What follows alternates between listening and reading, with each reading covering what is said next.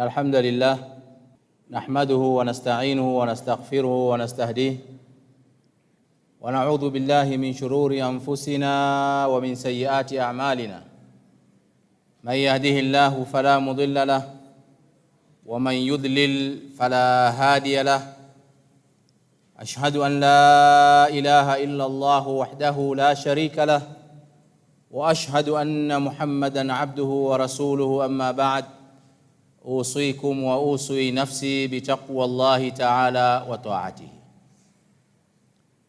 Tunamshukuru Allah subhanahu wa ta'ala na kumtakia rehma na amani kiongozi wetu, mwalimu wetu, kipenzi wetu Bwana Mtume Muhammadin sallallahu alayhi wasallam. Na wahusieni pamoja na kuihusia nafsi yangu kumcha Allah subhanahu wa ta'ala na kumtii. Ndugu zangu Waislamu,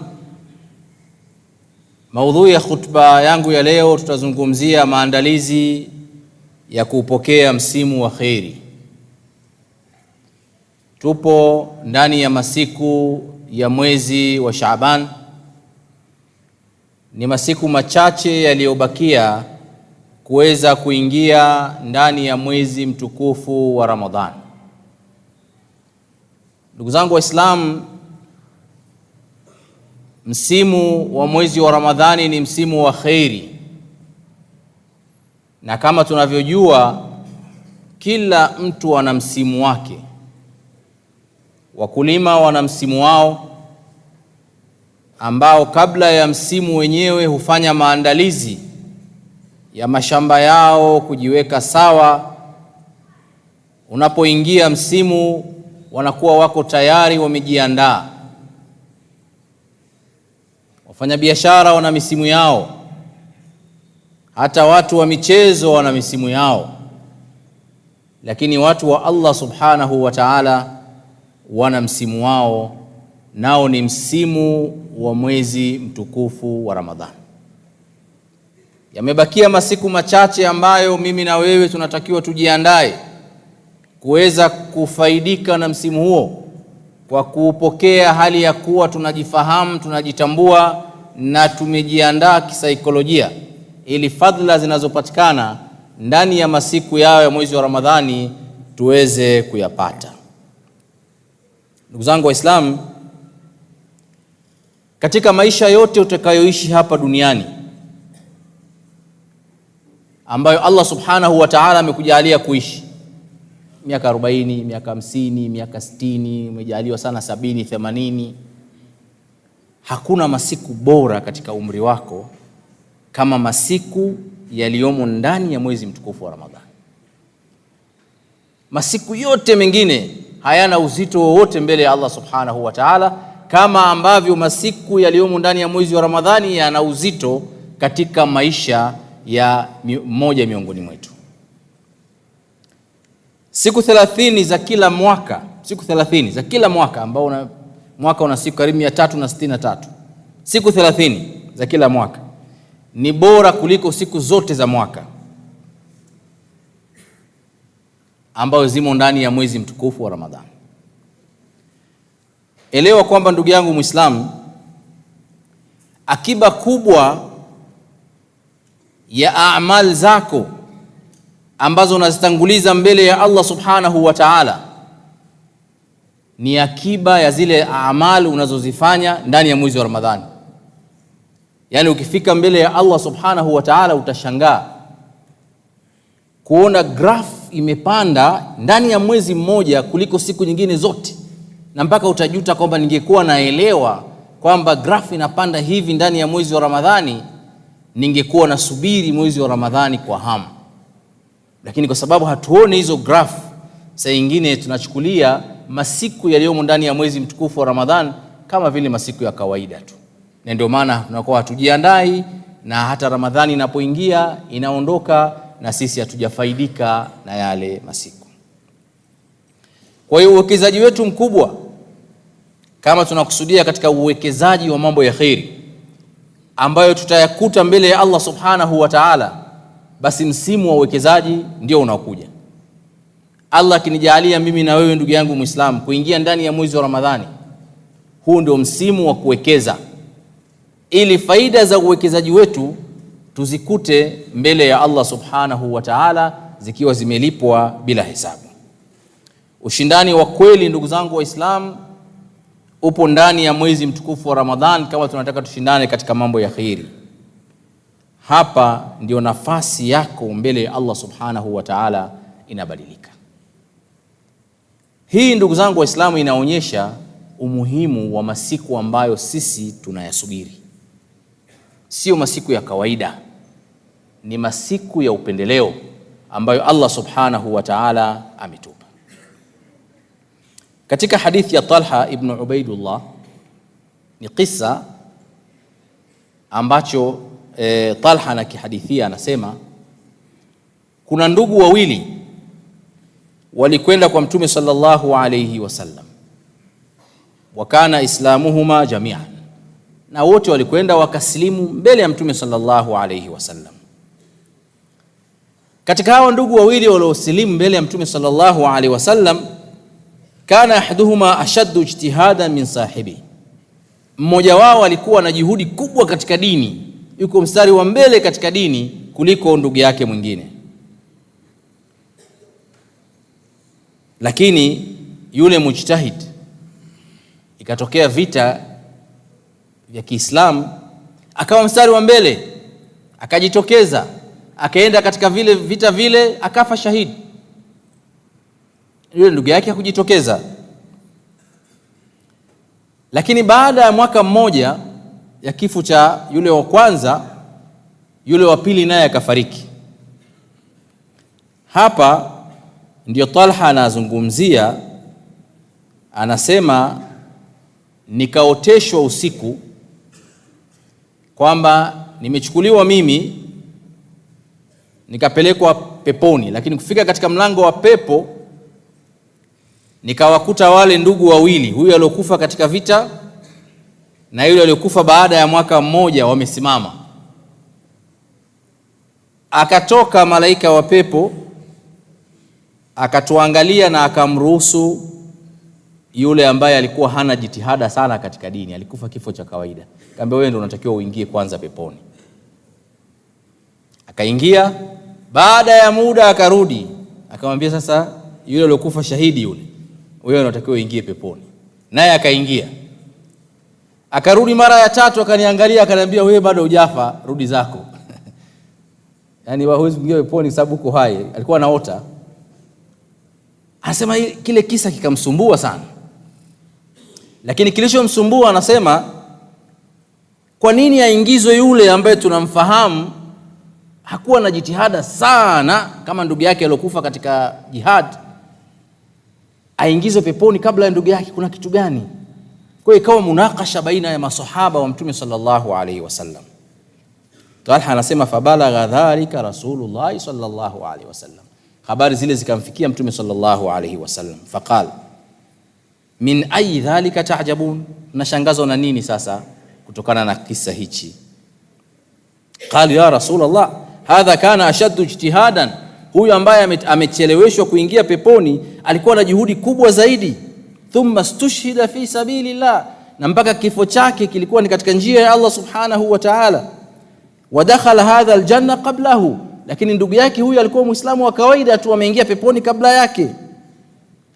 Mtume sallallahu alaihi wasallam akawauliza kwa kuambia, alaysa qad makatha hadha ba'dahu sana, hivi baada ya kifo cha huyu ndugu alofariki, huyu mnasema kwamba alikuwa na jitihadi, huyu ndugu yake salikaa mwaka mzima baada yake? Akasema bala ya Rasulullah.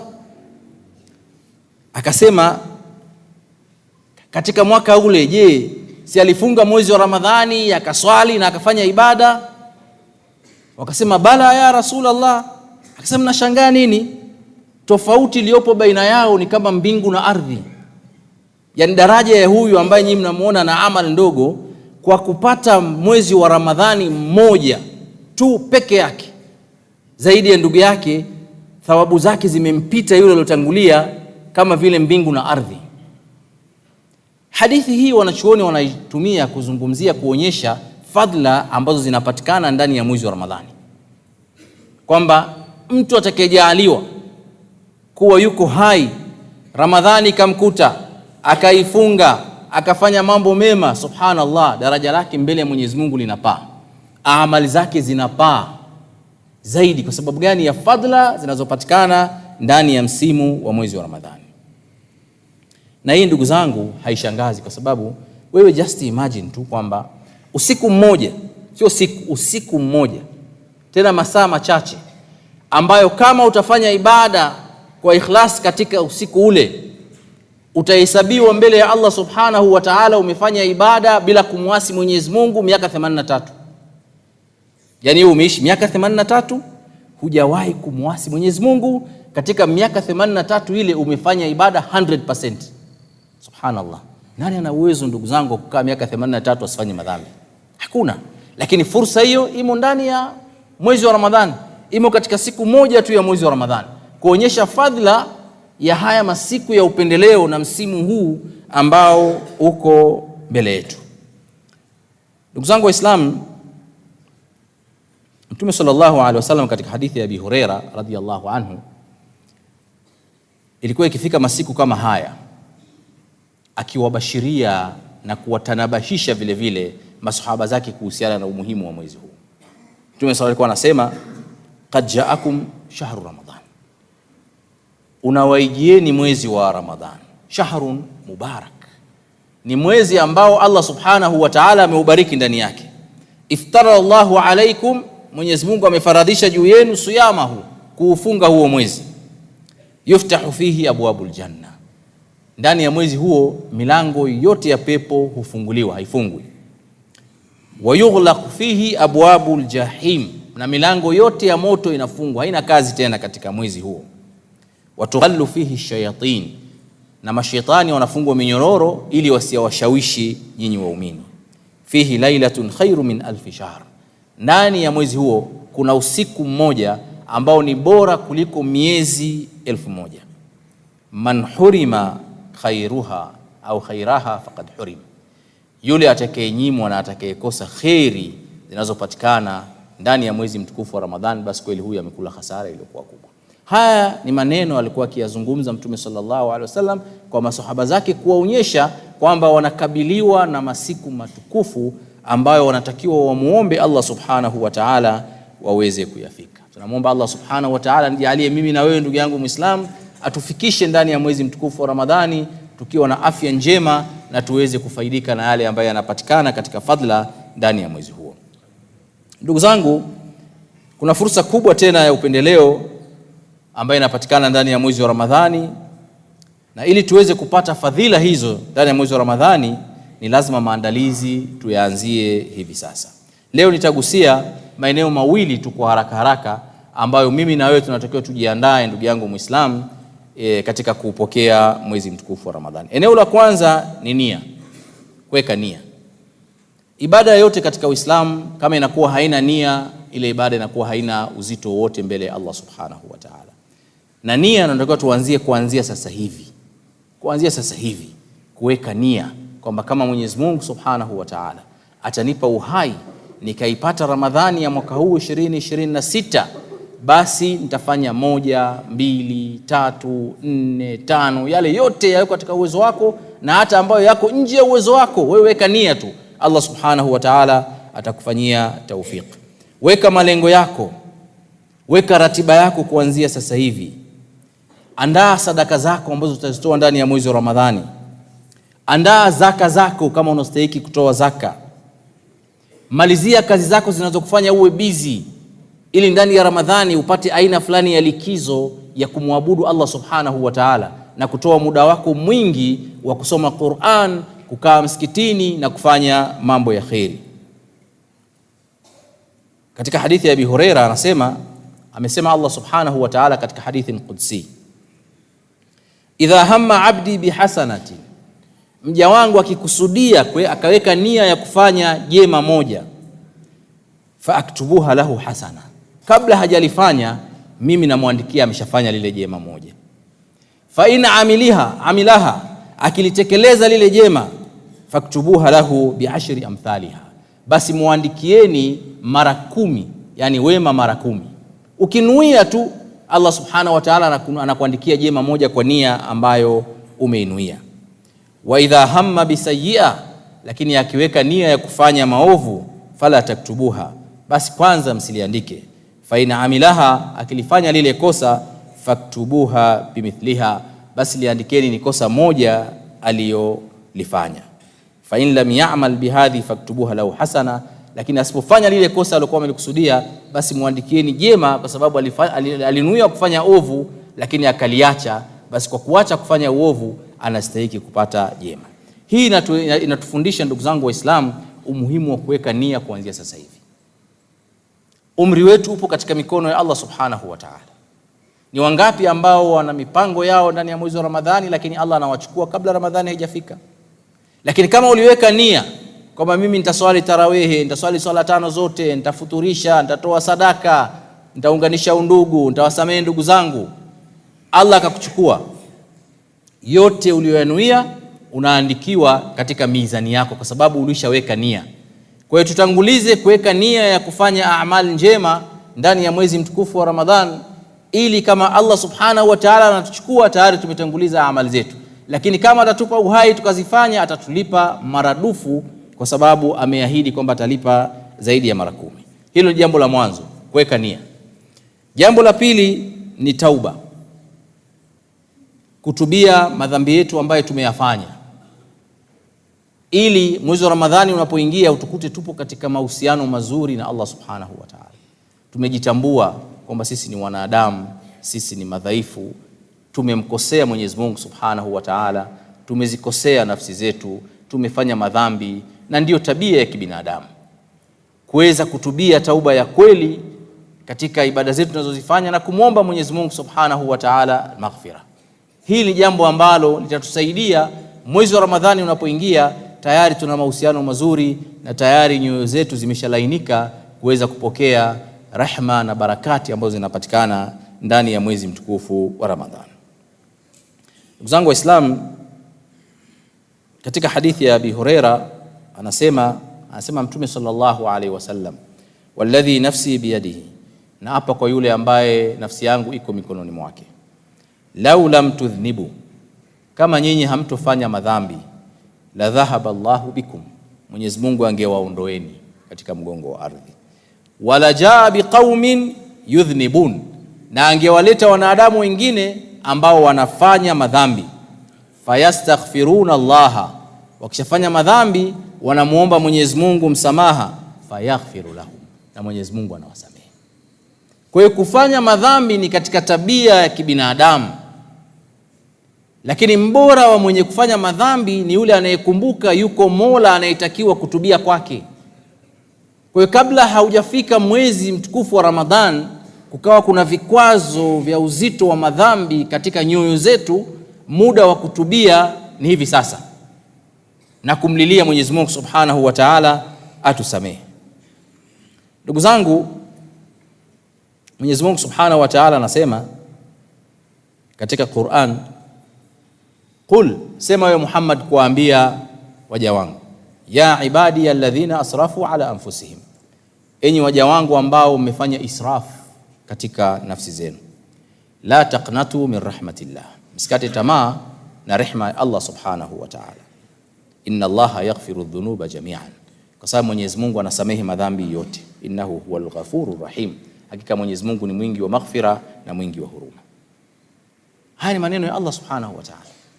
Na sababu ya kuteremshwa aya hii, sababu nuzuli yake, Ibn Abbas anahadithia, anasema walikuja watu kwa Mtume sallallahu alaihi wasallam,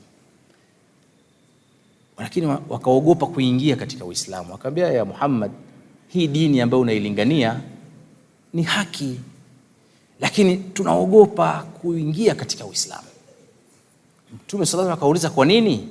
Akasema, tumefanya madhambi huko nyuma, tumeua, tumedhulumu, yani tumefanya madhambi ambayo kusema kweli tunahisi kwamba hatuwezi kusameheka.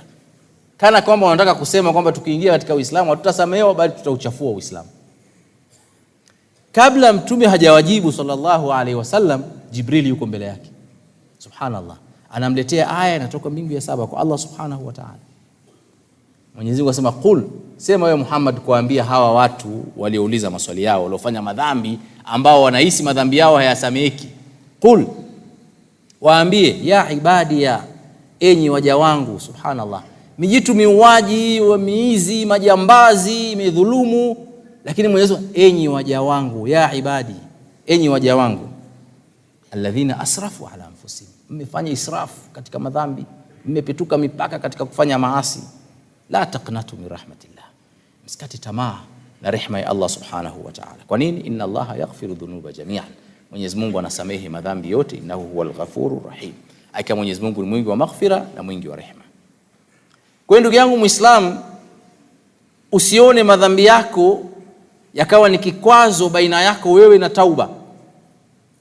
Wewe mlilie Allah subhanahu wa ta'ala, labda madhambi uliyoyafanya yakiwa ni ya dhulma, hayo Mwenyezi Mungu hawezi kuyasamehe mpaka urudishe haki za watu kwa uliowadhulumu.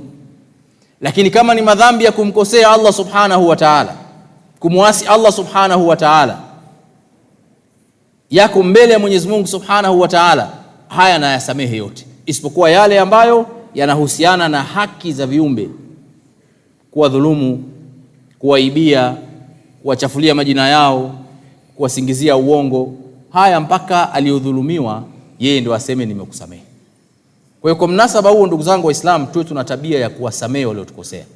Kinyume cha hivyo, tauba zao zitakuwa bado zinaning'inia, kwa sababu Mwenyezi Mungu hatawasamehe mpaka wewe umsamehe.